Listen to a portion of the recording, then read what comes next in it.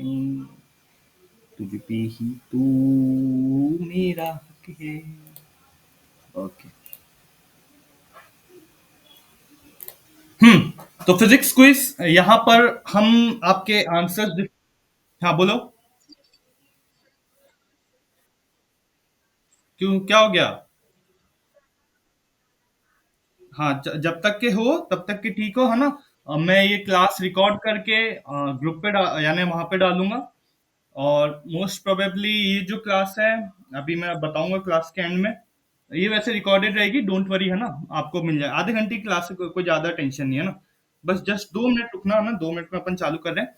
Okay, हमने कौन कौन से 20 नंबर का टेस्ट था। ओके। सभी लोग अपनी अपनी कॉपी लेके बैठे आना, ताकि आपको आपके नंबर पता लग जाएंगे। उसके बाद मैं आपसे नंबर भी पूछूंगा। ठीक है। हमने 4 चैप्टर टारगेट करे थे: एटम, न्यूक्लियाई, सेमीकंडक्टर और रे ऑप्टिक्स। माइक बंद करो। ठीक है। ओके, पहला जो पार्ट था हमारा था वो कंसेप्शुअल या फिर थ्योरेटिकल।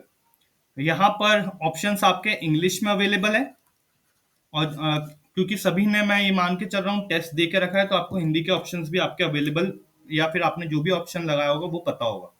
चेक करना, और एक एक चीज हम पूरा पहले कंप्लीट करते हैं। जैसे ही हमारा ये लेक्चर कंप्लीट हुआ, उसके बाद मैं डाउट सेशन रख रहा हूँ, तो डाउट में जो भी आपको डाउट रहेगा वो आप में से क्लियर कर सकते हो। ठीक है। पहला क्वेश्चन ये है: विच of the following phenomena can not be explained by the wave nature of light. निम्नलिखित में से कौन सी घटना प्रकाश की तरंग प्रकृति से समझाई नहीं जा सकती है? और ये जो नहीं, कैन नॉट, नॉट, ऐसे वर्ड आते हैं, इसको एग्जाम में, इसलिए मैं बोलता हूँ क्वेश्चन को आपको एग्जाम में जब भी पढ़ोगे, ये क्वेश्चन को अच्छे से पढ़ोगे, क्वेश्चन अपने आप ही आपको आंसर्स के पास ले जाता है। पहली चीज ये, इसका करेक्ट आंसर है option number D, photo electric effect. Photo electric effect correct answer है। अभी आप में से वेव ऑप्टिक्स पढ़ोगे, ठीक है, तो वेव ऑप्टिक्स में आपको फोटो इलेक्ट्रिक इफेक्ट में आपको समझाऊंगा एकदम एंड एंड में।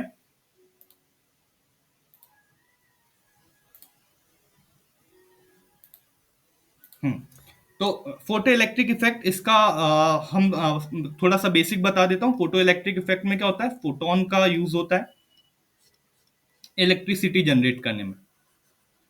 इलेक्ट्रिसिटी जनरेट करने में, इलेक्ट्रिसिटी बनाने में या विद्युत बनाने में फोटोन का यूज होता है, फोटो इलेक्ट्रिक इफेक्ट।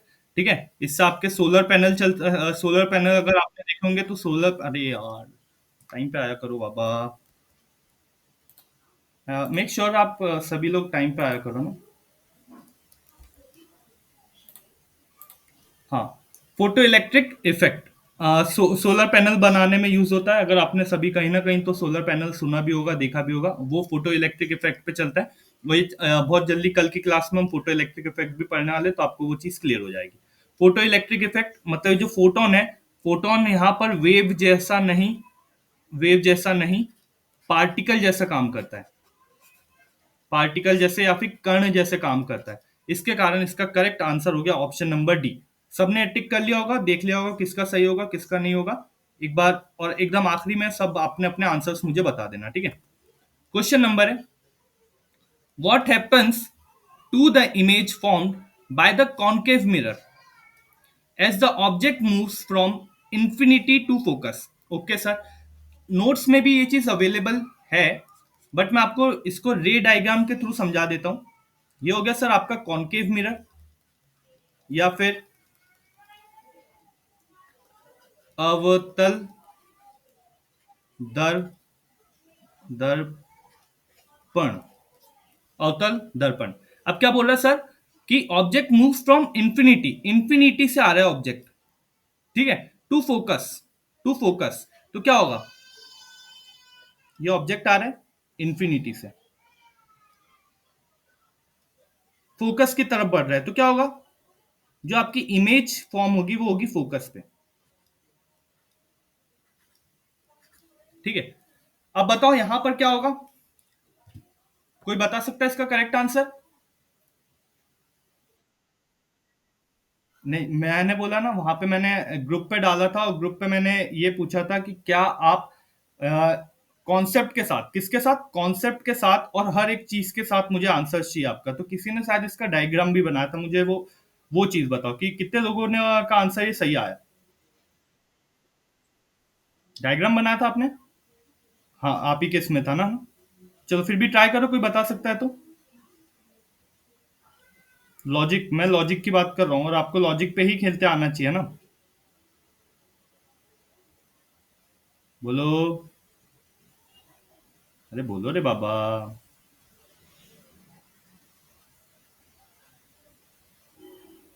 है किसी के पास लॉजिक? लीना। लीना। बोलो। क्या होगा इसका आंसर?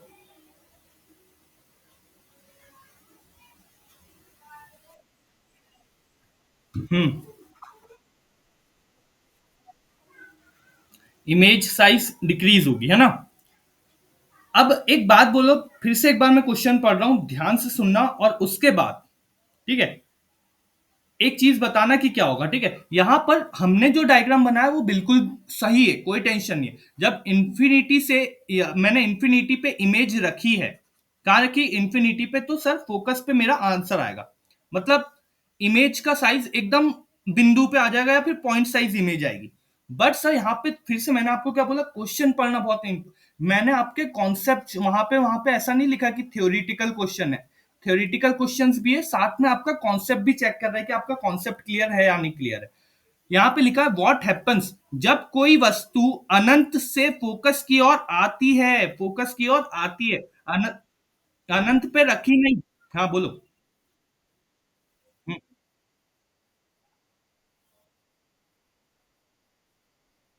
हम्म। हाँ, उसके उसके हिसाब से ए है, वेरी गुड।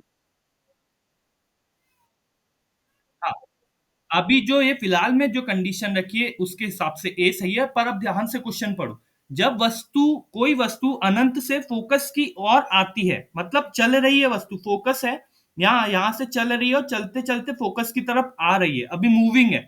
तो अवतल दर्पण द्वारा बनने वाली छवि में क्या परिवर्तन होगा? सबसे पहले वो क्या होगी?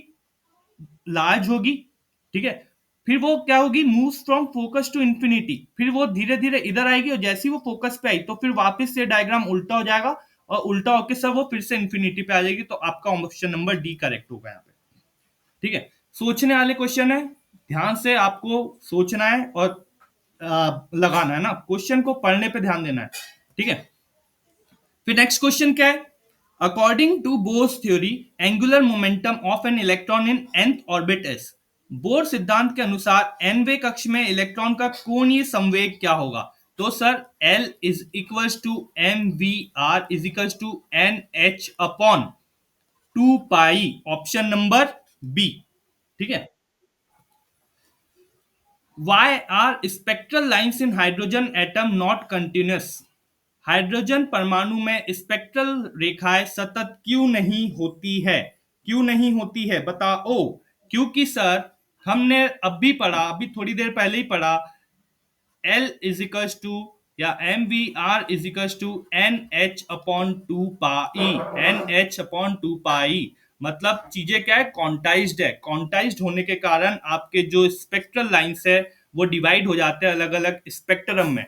जो चालू होता है लाल, बाल, पाल, पी, फिर क्या, पी फंड और ब्रैकेट, हाँ बीपी, सॉरी बी और पी, ये आपके अलग अलग इसमें डिवाइड हो जाते हैं। तो क्यों होते हैं सर? क्योंकि वो क्वांटाइज्ड है, वो एन पे डिपेंड करता है, ठीक है।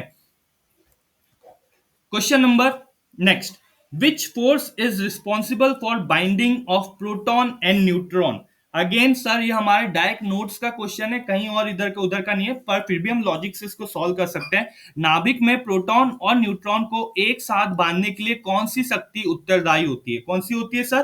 तो इसका करेक्ट आंसर गुरुत्वाकर्षण बल जो है वो तो सर मास के बीच में लगता है, द्रव्यमान के बीच में लगता है, M1 M2।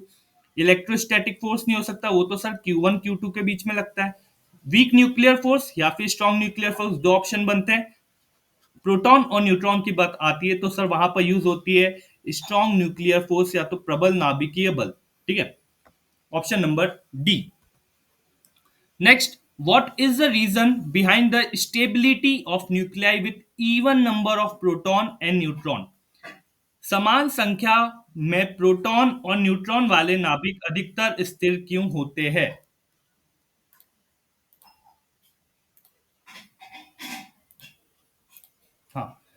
समान संख्या में प्रोटॉन और न्यूट्रॉन वाले नाभिक अधिक स्थिर क्यों होते हैं? अब सर क्यों होते हैं? यहां पर इसका लॉजिक जो आता है आपको फिलहाल, आप देखो ये क्वेश्चन कितना अच्छा क्वेश्चन है।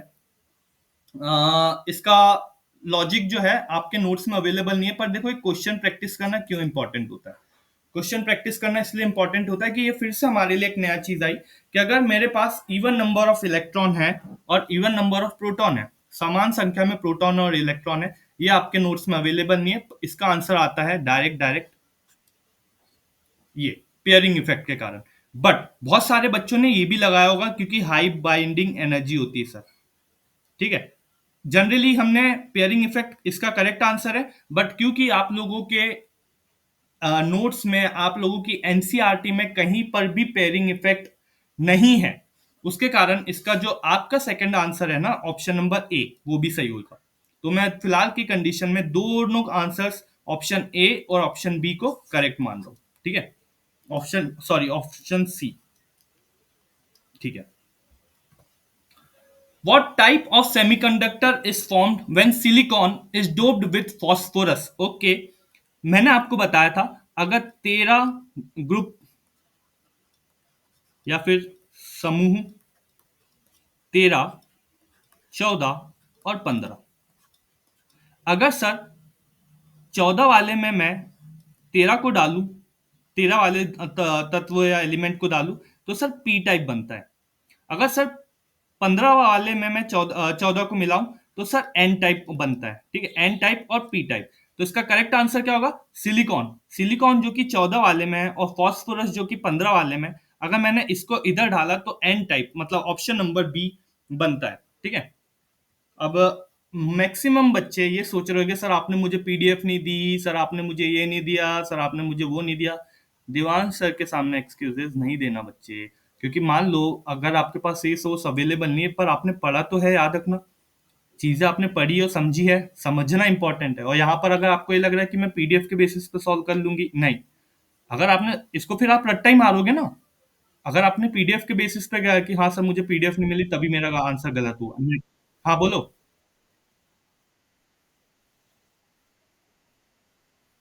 Question back to back series चल रही है, क्वेश्चन नंबर हो गया आपका 7वें नंबर का, 7वां हो गया, ठीक है। ओके, नेक्स्ट क्वेश्चन नंबर 8, ठीक है। इन अ पीएन जंक्शन डायोड, अब सर हमने पीएन जंक्शन डायोड नहीं पढ़ी है, अभी नहीं पढ़ी है, पर अब देखो यहाँ पे क्वेश्चन आ गया आपका। अब क्वेश्चन आ गया तो मैं आपको सॉल्व करके दिखा रहा हूं, तो ध्यान से देखो ये कितना इंपैक्टफुल रहता है पीएन जंक्शन डायोड में, और मैं समझा भी दे रहा हूँ साथ ही साथ, तो जब आप पढ़ोगे तो फिर आपको नेक्स्ट रिवीजन भी हो जाएगा। क्या होगा सर? पीएन जंक्शन डायोड होती है कुछ दिखने में ऐसी, ऐसी होती है पीएन जंक्शन। ये वाला पार्ट होता है पी और ये वाला पार्ट होता है एन, ठीक है। अब इसमें मैंने क्या बोल रहा है, करंट फ्लो कराया, ठीक है। P N junction diode current flow when.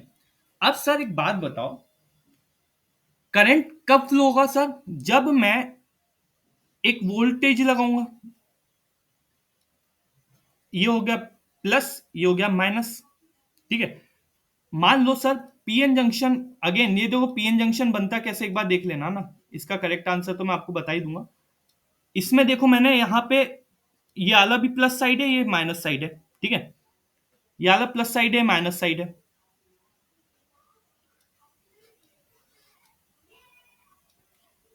ये प्लस साइड है, माइनस साइड है। जब प्लस प्लस एक तरफ हो, माइनस माइनस एक तरफ हो, ठीक है, तो इसको हम सर बोलते हैं फॉरवर्ड बायस। जब सर प्लस माइनस और माइनस प्लस एक तरफ हो, तो सर इसको बोलते हैं हम रिवर्स बायस। और करंट हमेशा पीएन जंक्शन में, याद रखना, पीएन जंक्शन डायोड में जब भी फॉरवर्ड बायस हो, फॉरवर्ड बायस मतलब अब इधर के होल जो है वो रिपेल मारेंगे, और इधर का जो है, ये देखो यहाँ पे प्लस है तो यहाँ से इलेक्ट्रॉन उठ के इधर आने लगेंगे, इधर से होल उठ के इधर नेगेटिव साइड में आने लगेंगे। तो आपका ऑप्शन सी करेक्ट हो जाएगा। तो ये फॉरवर्ड बायस, ये हो गया रिवर्स बायस। आपका सेमीकंडक्टर का यही पार्ट बचा है और यही पार्ट आप सीखोगे अभी, जस्ट 1-2 दिन में आपको क्लियर हो जाएगा, ठीक है।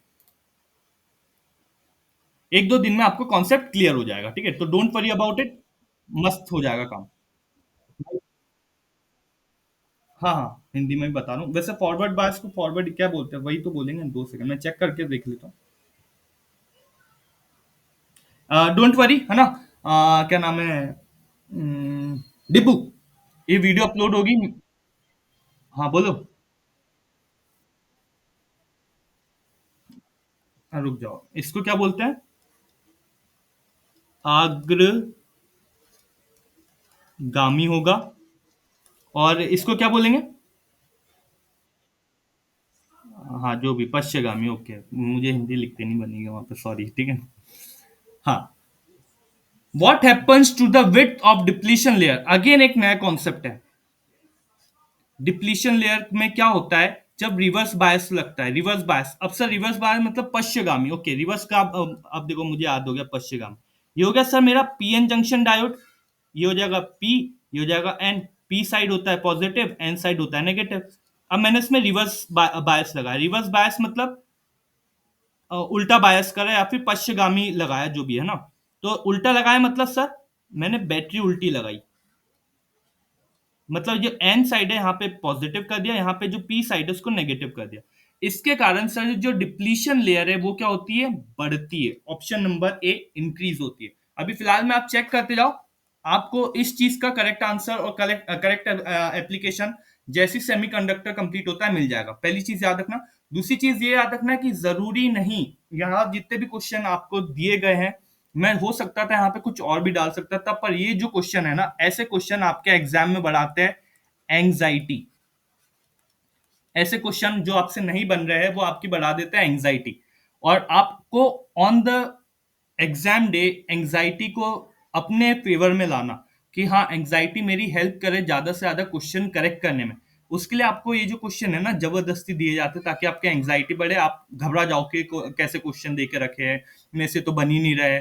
पर ये देखो सिंपल डायग्राम बना के आप इसको सॉल्व कर सकते हो, ठीक है। ये आप अभी थोड़ी 1-2 दिन के लेक्चर में ये भी सीख जाओगे कि क्या होता है रिवर्स बायस, पश्चिगामी अग्रगामी क्या होता है, डिप्लीशन लेयर क्या होती है, पीएन जंक्शन डायोड में फॉरवर्ड और रिवर्स बायसिंग कैसे करते हैं।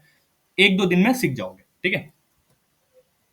फिर विच of the following is used, again sir anxiety बढ़ाने वाला क्वेश्चन, पर ये क्वेश्चन सिलेक्शन वाला क्वेश्चन भी याद रखना।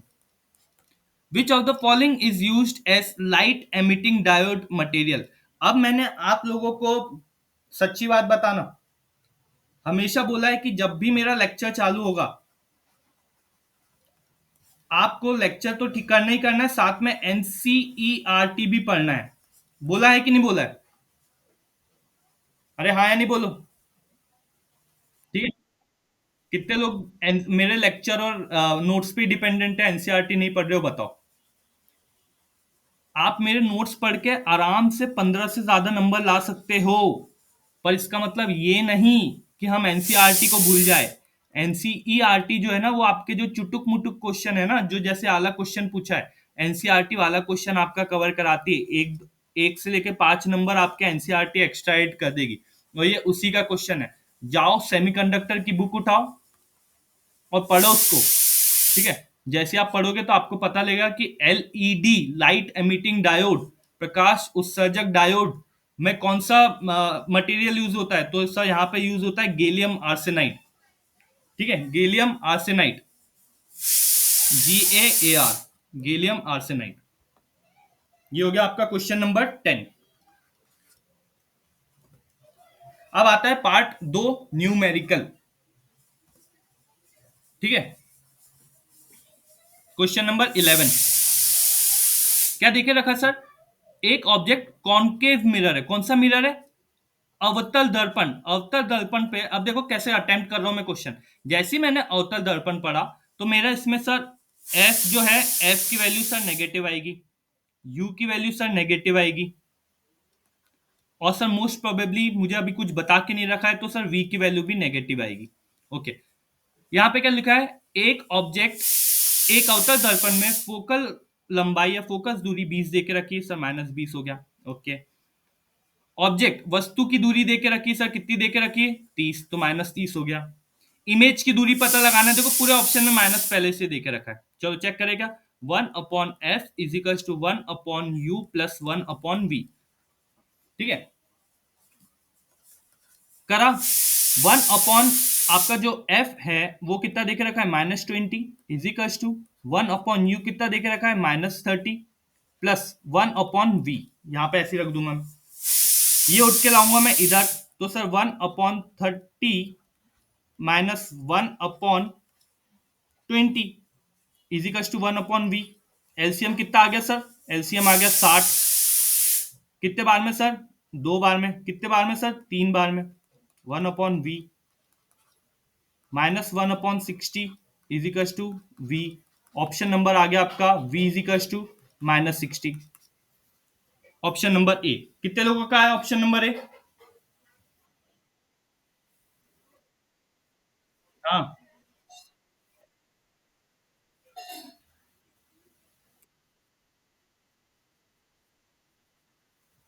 Gallium arsenide. ठीक है, ऑप्शन नंबर सी था। ओके, ये आ गया हमारा सर -60। सबका आया था कि -60?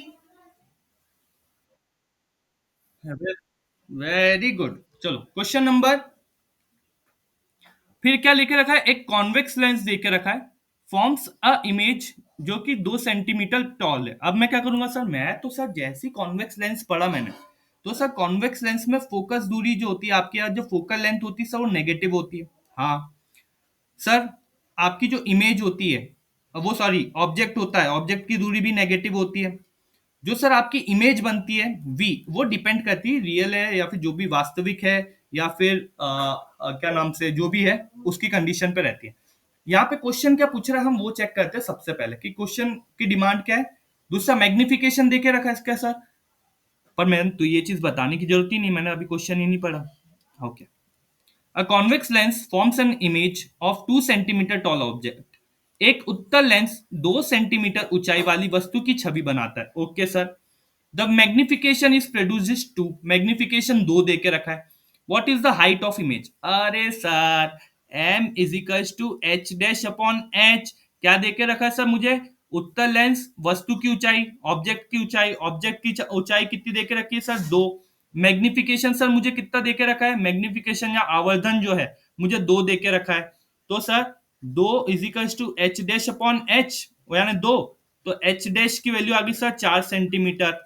Option number D. कितने लोगों का डी आया?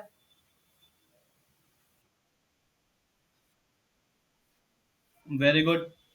और जिनका नहीं आया, प्लीज फोकस, रिवीजन ज्यादा करो और कॉन्सेप्ट क्लियर करो। कोई भी डाउट हो पूछो। ठीक है, next, again easy question. A ray of light enters from air into glass of refractive index 1.5 at an angle 60 degree. The refraction angle is, okay sir, यहां पे हम यूज करेंगे स्नेल्स लॉ। किसका? स्नेल्स लॉ का use करेंगे। क्या होता है स्नेल्स लॉ, कोई बता सकता है? बोलो।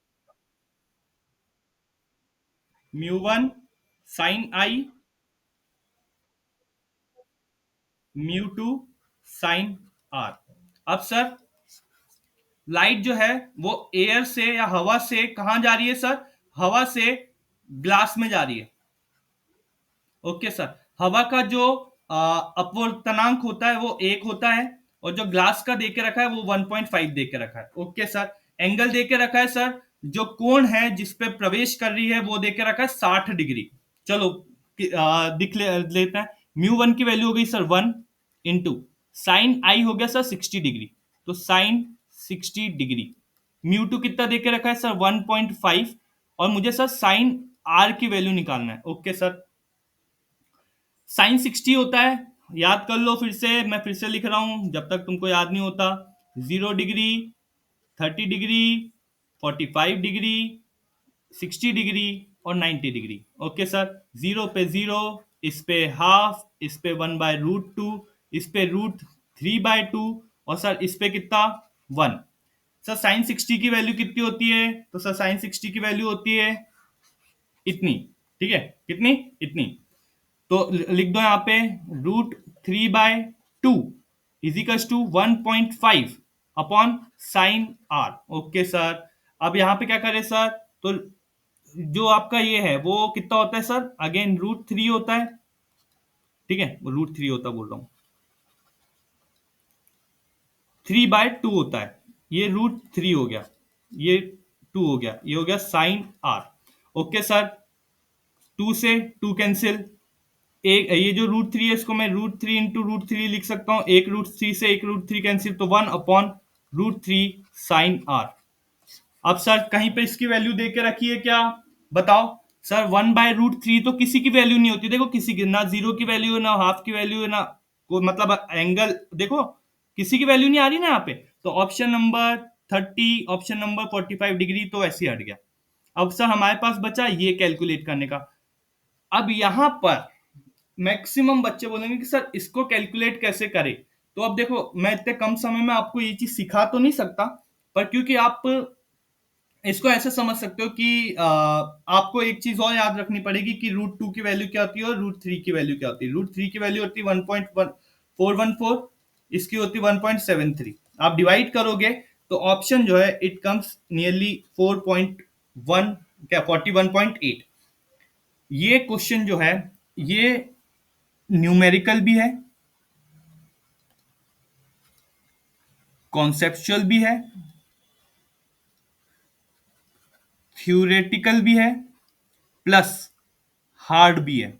दिखने में इजी लगा होगा कि सर न्यूमेरिकल नंबर आ गए, कॉन्सेप्चुअल स्नेल इसका नियम हो गया, स्नेल का नियम थ्योरेटिकली भी हो गया, ये हो गया दो चीज। हमने जो कॉन्सेप्ट है वो लगाया यहाँ पे, ये देखो ये दूसरा चीज, और ऊपर से सर इसकी जो वैल्यू आ रही 4.18, सर वो भी बहुत अजीब आई। देखो चारों पांचों चीज मिला के आपका ऑप्शन नंबर सी आ रहा है। पता नहीं कितने लोगों ने ऑप्शन नंबर सी लगाया होगा, बट अगर किसी ने गलती से ऑप्शन नंबर 30 डिग्री या 45 डिग्री लगाया होगा, उनको बहुत मेहनत करने की जरूरत है। ठीक है, रिमेंबर दिस थिंग। एलिमिनेट करके आपको 30। हाँ बोलो।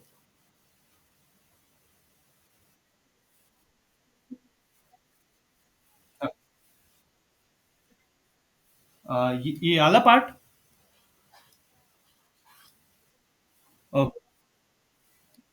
हाँ, और देखो मैं फिर से कर दे रहा हूँ।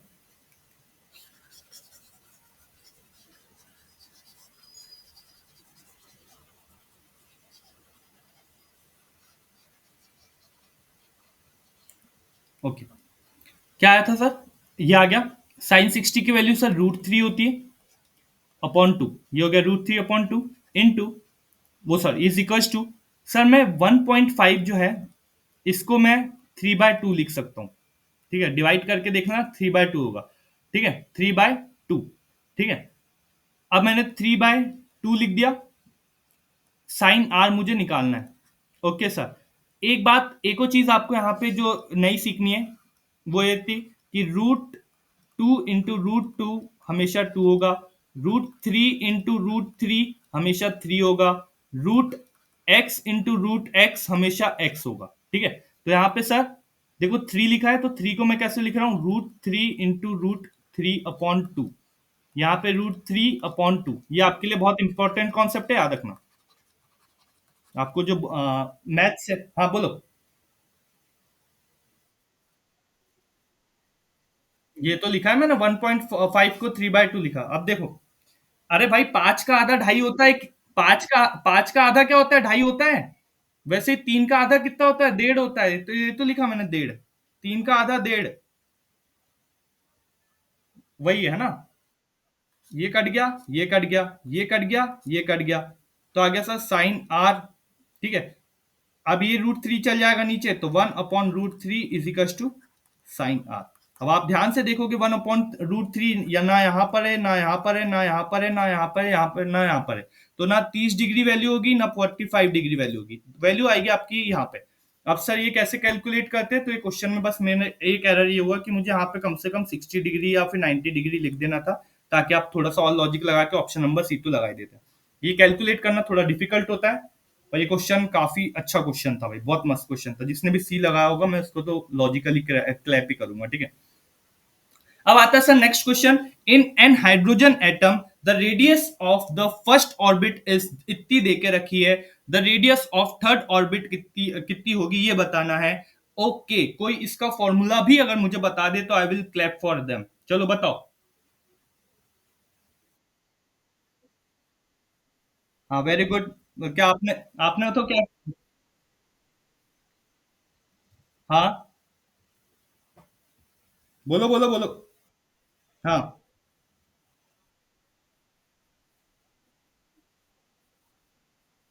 हम्म। हाँ। हाँ। पक्का। ओके। फॉर्मूला बता सकता है फिर भी? Very good Ashu. I will clap for you, है ना, बहुत गजब। हाँ, फॉर्मूला बताओ।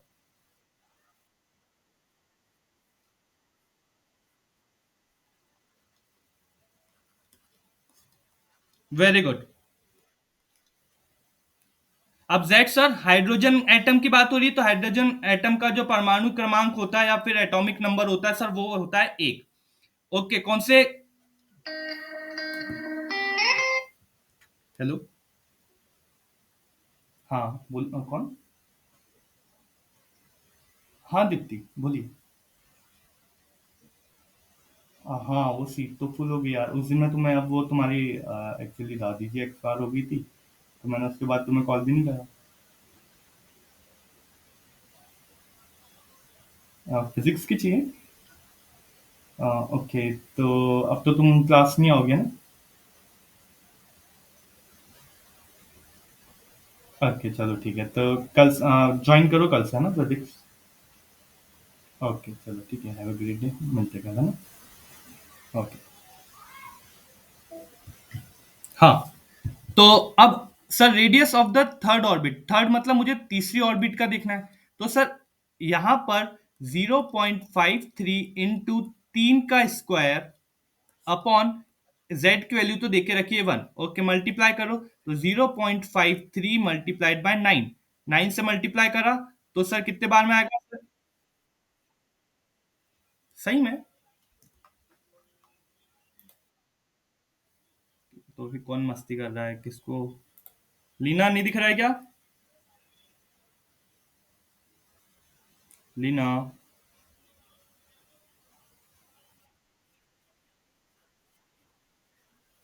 आ, उसको ऊपर नीचे करो, यानी नीचे ले जाओ या फिर ऊपर ले जाओ, वहां पे आ जाएगा।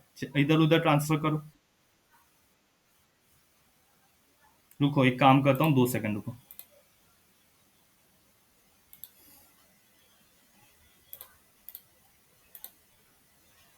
हम्म। अब दिख रही है लीना?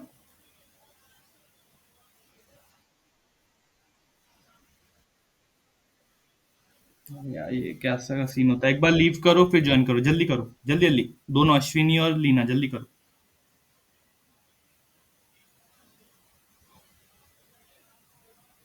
लीना, लीव करके ज्वाइन करो। हाँ, अश्विनी दिख रही है अब?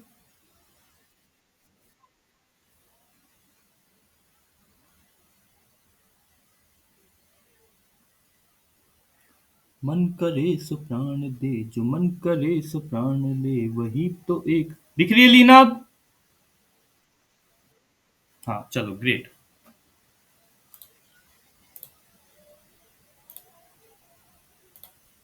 ओके, फिर हम इसको करते हैं मल्टीप्लाई। मल्टीप्लाई करो सर। तो 9 के टेबल में तीन, यानी सॉरी, 9 थ्री जा सर 7, ऊपर दो। ओके। 9 फाइव जा 45, और 45 और दो 47। एक दो, दो के बाद पॉइंट लगा दो, और आंगस्ट्रॉम में आती है यूनिट। ओके, तो आपका आंसर आ गया 47, वो 4.77 आंगस्ट्रॉम। नेक्स्ट दे के रखा है, energy of an electron n दे के रखा है 2, level of hydrogen atoms. अरे सर, इससे ज्यादा इजी क्वेश्चन ये तो मुझे कोई याद करने की भी जरूरत नहीं है, ये डायरेक्ट आंसर दे सकता हूं मैं। E is equal to -13.6 upon N square electron volt. हाँ या नहीं बोलो? तो -13.6, क्या बोला? एन की वैल्यू दे के रखी 2, नीचे लिखूंगा 2 का स्क्वायर। ओके, डिवाइड कर दो। 13.6 डिवाइडेड बाय 4, 4 के टेबल में 12, 3 बार में 16, 4 बार में, ऑप्शन नंबर ए, -13 पॉइंट वो -3.4 electron volt. Okay sir, next देके रखा है the mass defect of a nucleus. Okay, ये देके रखा है, बाइंडिंग एनर्जी पता लगाना है। Again very easy question. Mass defect क्या होता है? वो बाइंडिंग एनर्जी या फिर बंधन ऊर्जन का फॉर्मूला होता है B E is equals to del M into 931 mega electron volt. 931 mega electron volt. Sir, mass defect कितना देके रखा है, या फिर आपका क्या नाम, द्रव्यमान दोष कितना देखा है, 0.1। तो 0.1, किसी ने इसको बहुत प्यारे, बहुत ऐसी मेथड से करा है, मैंने उसका याद नहीं आ रहा, बट बहुत प्यारे तरीके से करा है। वह mega electron volt. Sir multiply करा इसको तो सर आंसर आएगा, एक पॉइंट इधर कर दूंगा तो 93.1 मेगा इलेक्ट्रॉन वोल्ट। ये आ गया आपका ऑप्शन नंबर बी। ठीक है, चलो next. If the half life of the radioactive element is 10 days, the amount left after 30 days is. किसी रेडियोधर्मी तत्व का अर्ध जीवन 10 दिन है, तो 30 दिन बाद शेष मात्रा कितनी होगी? चलो चेक करके देखते हैं। पहले दिन 100 थी, ठीक है। अब 10 दिन उसकी हाफ लाइफ है, 10 दिन उसकी हाफ लाइफ होगी, मतलब क्या होगा सर, 10 दिन में वो आधा हो जाएगा। अरे हाँ या नहीं, बोलो बोलो। अरे आधा होगा कि नहीं होगा? ओके, चलो आधा करो, 50 हो गया। ये हो गया 10 दिन का गैप। फिर सर उसका आधा करो, ये होगा सर 20 दिन में 25। सर फिर उसका आधा करो, तो 25 का आधा क्या होगा, 12.5। ये हो गया आपके 30 दिन। ठीक है, तो कितना बचा सर? इतना बचा 12.5। कितने का परसेंट, कितने का? 100 का मात्र 12.5% बचा। काटो तो आ जाएगा 1/8। Option number C. Next, for N silicon diode potential barrier is approximate. हाँ बोलो। डॉली, आपने ये चैप्टर नहीं पढ़ा है वैसे, है ना? Okay, okay, don't worry. Half life मतलब क्या होता है कि आपकी जो चीज है वो आधी हो जाती है किसी पर्टिकुलर समय में।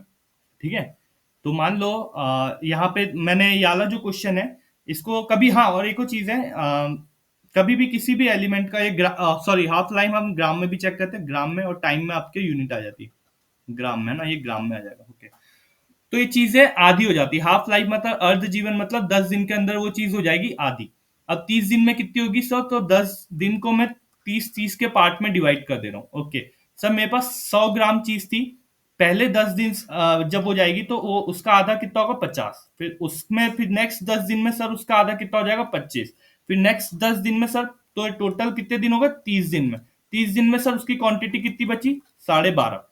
ठीक है, अब सर टोटल क्वांटिटी कितनी थी, 100 थी। बची कितनी, इतनी बची। काटोगे सर तो 1/8 is the correct answer.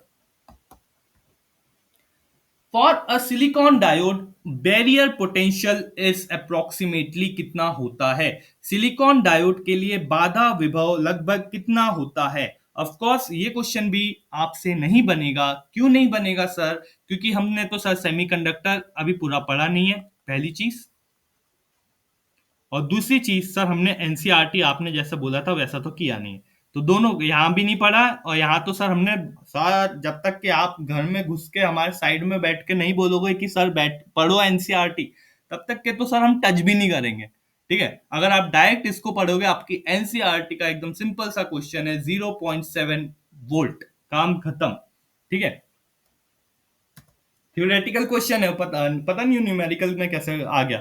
Theoretical question है, बहुत इजी क्वेश्चन। फिर से, इंट्रिंसिक सेमीकंडक्टर और एक्सट्रिंसिक सेमीकंडक्टर, अंतरजात अर्धचालक, जात है क्या, जो भी हो चेक कर लेना। ठीक है, और क्या होता है, तो सर इसमें जैसे जैसे मैं तापमान बढ़ाता हूं तो जो आपकी चालकता है वो भी बढ़ती है। Option number B.